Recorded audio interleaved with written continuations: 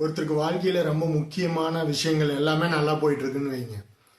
College முடிச்சோடனே நல்லா எம்என்சியில் வேலை, அதில் நல்ல ப்ரொமோஷன், உடனே கல்யாணம், குழந்தை, உறவு முறைகள் எல்லாமே நல்லா இருக்கு. அந்த மாதிரி எல்லாமே நல்லா போயிட்டு இருக்கும்போது மனசை சந்தோஷமா வச்சுக்கிறதுக்கு எந்த ஞானமும் கடவுளும் அவசியம் இல்லைங்க. இப்போ இதே முக்கியமான விஷயங்கள் நல்லா போகல அப்படிங்கும்போது மனசை நல்லபடியாக சந்தோஷமா வச்சுக்கணும் அப்படின்னா ஞானம் கண்டிப்பாக தேவைங்க. அந்த ஞானத்தை அடையிறதுக்கு கடவுளோட அனுகிரகம் தேவை. இந்த ஞானம் கிடைக்கலினா என்ன ஆகும் அப்படின்னா, இப்போ நம்ம கூட்டமாக இருக்கிறோம், வேலை செஞ்சுட்டு இருக்கிறோம், எல்லாம் இருக்கும்போது நம்ம தைரியமாக நல்லபடியாக இருப்போம். ஆனால் வீட்டுக்கு வந்ததுக்கப்புறம் தனியாக ரூமில் இருக்கும்போதோ படுத்திருக்கும் போதோ பழைய கசப்பான அனுபவங்களை நினச்சி கஷ்டப்படுறதும், எதிர்காலத்தில் என்ன ஆகும் அப்படிங்கிற பயமும் நம்ம ஃபுல்லாக ஆக்குபை ஆயிருங்க.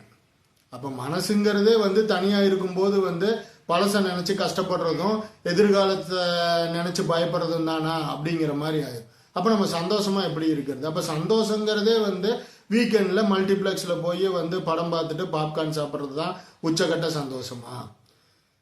இதை பற்றின இந்த மாதிரியான விஷயங்களை பற்றியும் உறவு முறைகள்னு எடுத்துக்கிட்டா, நான் பார்த்து எல்லாத்துக்கும் பண்ணேன், என்னை தேவைக்கு யூஸ் பண்ணிட்டு தூக்கி எறிஞ்சிட்டாங்க.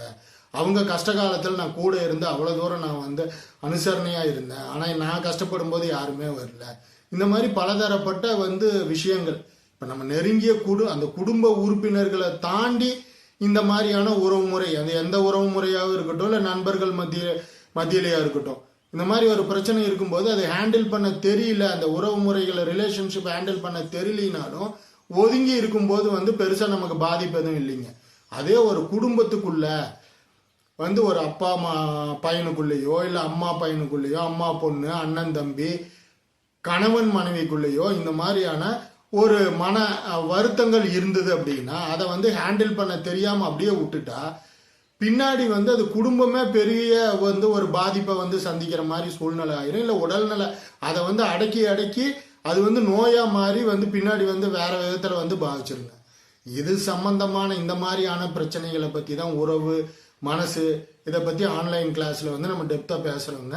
ஆன்லைன் கிளாஸ் டெய்லியுமே காலையில இருந்து சாயந்தரம் வரைக்கும் ஸ்லாட்ஸ் எல்லாம் இருக்குது. உங்களுக்கு பிடிச்ச கன்வீனியன்ட் டைம்ல என்ன டாபிக் வேணுமோ அதை செலக்ட் பண்ணி நீங்க கேட்டு தெரிஞ்சுக்கலாங்க. டிஸ்பிளேல இருக்கிற நம்பரை கால் பண்ணி ஃபர்தர் டீடைல்ஸ் வேணும்னா கேட்டு தெரிஞ்சுக்குங்க. நன்றி.